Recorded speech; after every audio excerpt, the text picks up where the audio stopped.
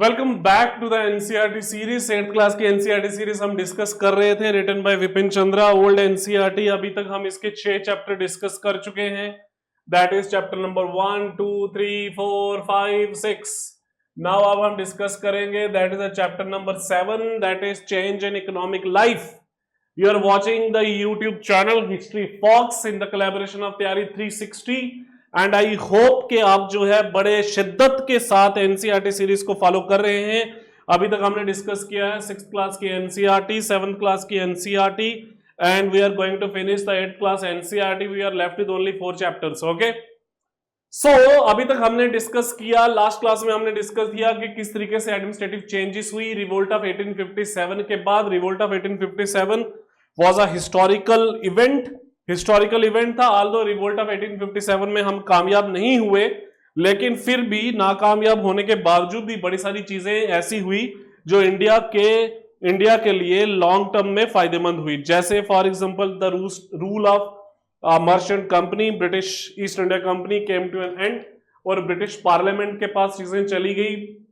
And of course queen proclamation by the act of 1858 ये चीज clear की गई कि भाई इसके बाद अब हम कोई भी पॉलिटिकल कन्क्वेस्ट नहीं करेंगे, we will focus more on consolidation, consolidate करेंगे। तो इंडियंस को थोड़ा सा कॉन्फिडेंस भी लाया। ये भी प्रॉमिस किया गया कि इंडियंस को एडमिनिस्ट्रेशन में भी हम क्या करेंगे, एडमिनिस्ट्रेशन में भी हम इन्वॉल्व करेंगे। इंडियंस को सिविल सर्विसेज में रखेंगे, इंडियन को गवर्नेंस में रखेंगे। तो उसके कंटेक्स्ट में बड़े सारे act 1861, 1892, then Morley Minto reform and so many other things, बहुत सारी चीजें हुई। इसके अलावा कुछ सोशल लेजिस्लेशंस भी हुए, वो हमने लास्ट क्लास में डिस्कस किया था। सो 1857 का रिवोल्ट वाज हिस्टोरिक। उसके बाद बड़ी सारी चीजें हुई। आज हम डिस्कस करेंगे that was impact of British rule after 1857 से आर्टिल 1947 तक। इकोनॉमिक इंपैक्ट क्या पड़ा, इकोनॉमिक इंपैक्ट में हम डिस्कस करेंगे about the peasantry, about the railways, about the modern industry. तो ओवरऑल ब्रिटिश रूल का जो इंपैक्ट जो है इकोनॉमी में जो है, it was not so positive, it was so negative. तो अंग्रेजों ने इकोनॉमिकली इंडिया को बहुत ज्यादा नुकसान पहुंचाया, तो जिसकी वजह से हमारी जो सेल्फ सफिशिएंट विलेज इकोनॉमी थी, हमारी जो सेल्फ सफिशिएंट इकोनॉमी थी, वो एक कॉलोनियल इकोनॉमी में चेंज होगी। तो कॉलोनियल इकोनॉमी क्या है? कॉलोनियल इकोनॉमी वो इकोनॉमी होती है जो रॉ मटेरियल सप्लाई करती है। कॉलोनियल इकोनॉमी वो होती है जो रूरल इकोनॉमी होती है। हमारा कॉलोनियल इकोनॉमी जो है ट्रांसफॉर्म हो गया। कॉलोनियल इकोनॉमी में हमारा जो बैलेंस ऑफ ट्रेड जो था वो नेगेटिव हो गया। पहला हमारा एक्सपोर्ट जो है it was always more than import, तो अब थोड़ा सा उल्टा हो गया। वर्ल्ड में हमारा जो ट्रेड शेयर था, हमारा जो शेयर था बिजनेस का, वो बहुत ड्रास्टिकली रिड्यूस हुआ। तो ये सारा किस वजह से हुआ? ब्रिटिश रूल की वजह से हुआ। तो इसको हम फर्दर थोड़ा सा एलेबोरेट करेंगे, that is change in the economic life. क्या क्या चीजें चेंज हुई? सो ब्रिटिश जो इकोनॉमिक इंडियंस की इकोनॉमिक्स लाइफ जो है ब्रिटिश रूल में, इसमें बड़ी सारी चीजें हुई। जैसे फॉर एग्जांपल बड़ी सारी चीजें चेंज हुई। लैंड रेवेन्यू सिस्टम चेंज हुआ। लैंड रेवेन्यू में उन्होंने जमींदारी और रेतवारी सिस्टम को कंटिन्यू ही रखा। जो ईस्ट इंडिया कंपनी के अंडर था वही चीजें कंटिन्यू रही। जमींदारी सिस्टम में बहुत सारा जो है बर्डन जो है वो किस पे आया? Of course it was on cultivators through landlord law aimed at restricting जमींदार डिमांड्स। बड़ी सारी चीजें हुई। रेतवारी सिस्टम में रेवेन्यू ऑफिशियल जो है they used oppressive measures to collect taxes and of course they ignore the farmer conditions। तो जिसकी वजह से जो फार्मर्स हैं रेतवारी सिस्टम में they came in under, or you can say that they trapped by the money lenders ने उनको trap कर दिया। ऑफ कोर्स इसका रिजल्ट ये निकला कि काफी ज्यादा पीजेंट रिवोल्ट हुए। हमने खैर इस एनसीईआरटी में तो नहीं है, हम लेटर स्टेजेस में हायर क्लास की एनसीईआरटी में आप डिस्कस करते हो। There were peasants revolt like indigo, like Deccan uprising, बड़े सारे रिवोल्ट हुए। Okay, so there was a overall agriculture की कंडीशन क्या है? इंक्रीजिंग पॉपुलेशन, जिसकी वजह से sub division of land, small holding थी, no expansion of industry to provide alternative employment, law of inheritance caused continuous fragmentation of holding, commercial crops की तरफ shift हुए, जिसकी वजह से फूड ग्रेन क्रॉप का डिक्लाइन हुआ, जिसकी वजह से फूड शॉर्टेजेस हो गई। बड़ी सारी चीजें हुई। ओवरऑल इंपैक्ट क्या पड़ा? British policies benefited British industrial and commercial interest. Indian economy remained backward with increasing impoverishment, but integration of regions created a common economic life. तो जिसकी वजह से क्या हुआ कि ग्रीवियंसेस सबके कॉमन हो गए। So that was another impact. Okay, peasants की impoverishment हो गई, गरीब हो गए पीजेंट्स। उसका रीजन क्या था? उसका रीजन ये था कि रूरल इंडेप्टनेस थी। रूरल इंडेप्टनेस का मतलब जो है कि खानदानी उदारी आ गई, मतलब अगर बाप ने अगर लिया हुआ है, कर्जा लिया हुआ है, वो बेटे पे चला गया, बेटे का आगे उसके बेटे पे चला गया, so there was a continuous impoverishment. तो rural indebtedness was very much continuous. Okay, indebtedness to the village money lenders.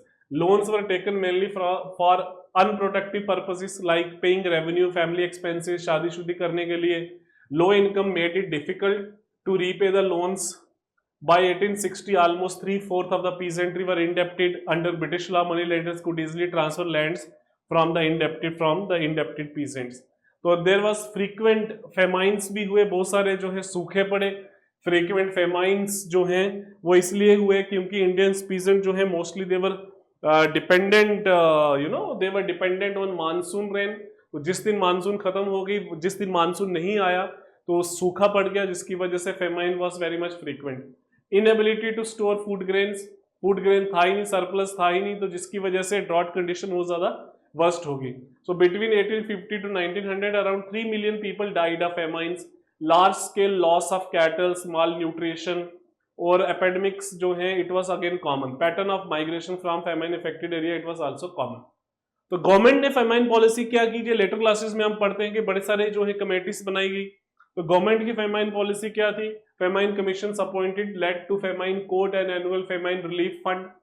Court provided guidelines on the revenue, remission, irrigation, monetary relief, but did not introduce alternative employment. Alternative system जो है वो introduce नहीं किया गया। Okay, famine reduced in the 20th century due to better irrigation, transport and relief system. But the 1843 का जो Bengal famine जो है it was drastic, जिसमें लगभग 30 लाख लोग मारे गए। So in the essence, the impoverishment peasant suffered from the vicious cycle of indebtedness and vulnerability to frequent devastating famines, which the British industrial policies and famine relief measures could not adequately address. उसको proper तरीके से address नहीं कर पाए। Then development of irrigation facility, और इस time period में irrigation facilities कौन कौन सी हुई? Traditionally irrigation facility करी, tanks, wells, canals, dams were built through the government or community efforts. Famine Commission recommended expanding irrigation, especially canal irrigation. Though irrigated area was still minor, it reduced vulnerability to uncertain rainfall. Farmers had to pay water charges. Other agriculture development क्या हुआ? That was agriculture department established to execute development schemes. Imperial institute of agriculture Pusa ये 1850s में बनाया गया। Some agriculture scholars, college, schools and colleges were also set up, but इनका impact बड़ा limited था। तो ट्रांसपोर्ट इंफ्रास्ट्रक्चर की अगर हम बात करें 50s में क्या हुआ कि एम्फेसिस ट्रांसपोर्ट को थोड़ा सा इंप्रूव किया गया। रेलवे टेलीग्राफ लाइन इंट्रोड्यूस की गई। हमें पता है रेलवे 53 में हुआ, ये टेलीग्राफ 54 में इंट्रोड्यूस किया, तो इन्होंने कुछ हद तक चीजें चेंज की। जहां तक रेलवे की बात है, first railway line 1853 from Bombay to Thane, Thana लिखा हुआ है, Bombay to Thane. Major trunk routes connecting big ports to the interior cities and agriculture areas were prioritised. लगभग 25,000 kilometre railway line by the end of 19th century तक complete की गई। It was promoted by the government and of course British companies earn huge profit. So the main aim was serving British economic interest rather than internal connectivity. तो railway का overall impact क्या पड़ा? Of course it was very much easy for the British empire for the movement to secure proper movement of goods and the people. Food grains को एक जगह से एक जगह दूसरी जगह सरप्लस से डेफिसिट एरिया में ट्रांसपोर्ट किया गया। Supported industrial growth by transporting coal and raw material, helped irrigation, integration of markets and price equalisation, created new working class of unskilled railway labourers and maintenance of the labourers. तो road transport की यहाँ तक बात की जाए, road construction जो है it was also went hand to hand, broke isolation of the villages, enabled changing the cropping pattern, allow the village market, integration of goods from outside। तो ओवरऑल जो है Britishers did tried their level बस, लेकिन उतना हो नहीं पाया। Modern industries की यहां तक बात है तो 2-3 इंडस्ट्रीज स्टैब्लिश की गई, जैसे प्लांटेशन इंडस्ट्री। जो मेजर प्लांटेशन इंडस्ट्री कौन कौन सी थी? That was indigo, tea, coffee, rubber, cinchona. Indigo की डिक्लाइन हुआ 19th सेंचुरी में क्योंकि उस टाइम पीरियड में सिंथेटिक डाई आ चुकी थी। Tea became the biggest plantation industry centred in Assam, Bengal and South India. By 1940, 80% of the Indian tea was exported, with England being the largest market. These industries were monopolized by the British capitalist class.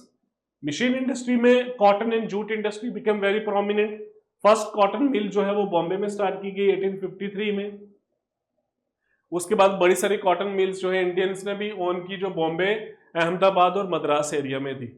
Jute mills largely British own, originated from Bengal handloom industry. Other industry में that was the coal mining 1845. Major coal field Bengal, Bihar, Orissa region में थे. जमशेदपुर में जो है that was plant लगाया गया, Tata iron and steel plant, TISCO बोलते हैं जिसको. ओके, शुगर इंडस्ट्री भी आ गई, little development, machine making, chemicals भी आ गई. लिमिटेशन क्या थी कि for example industrial development remain very limited at a time of independence. Few location थी, transport facilities was very rare, capitalist India में इतने नहीं थे. That was supply of capital was very low. British economic policies aim to keep India industrial backward and dependent, ये भी एक reason था. Drain of wealth again it was continue even during the time period of British parliament. 1857 के बाद भी drain of wealth continue ही रहा. India's foreign trade expanded with the introduction of railway, steamship and sues canal.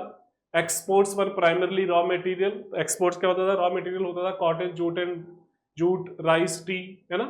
Import क्या होता था? Machinery, metals, textile. By the 20th century, India also started exporting some of the manufacturers as industries developed. There was a continuous drain of India's wealth to Britain throughout the British rule. जिसकी वजह से नई social classes I India में. That is the Indian capitalist class, industrial worker class, urban middle class. ये नई growth हुई, लेकिन majority जो है अभी भी पीजेंट्स थे, इम्पॉवरिश पीजेंट थे. Of course, they were suffering from poverty. Per capita annual income 1947 में was just 228, less than 1 rupees per day. Okay, ये पर ईयर की बात कर रहे हैं. While landlords capital earned more, laborers जिनकी लो वेजेस जो है कम से कम जो है 5 से 8 रुपए थी, indicating acute poverty of the masses under the British economic policies. Government policies क्या थी towards the economy? Unlike developed nation, British followed the policy harming Indian economic interest, refused to protect the Indian industries under pressure from the British industrialists, imposed heavy taxes, revenue demands, or high taxes or revenue demands on cultivators, causing many to lose lands. That is leading to the peasant revolts in the second half of the 19th century. Labor movement हुई, All India Trade Union Congress बनाई गई 1920 में.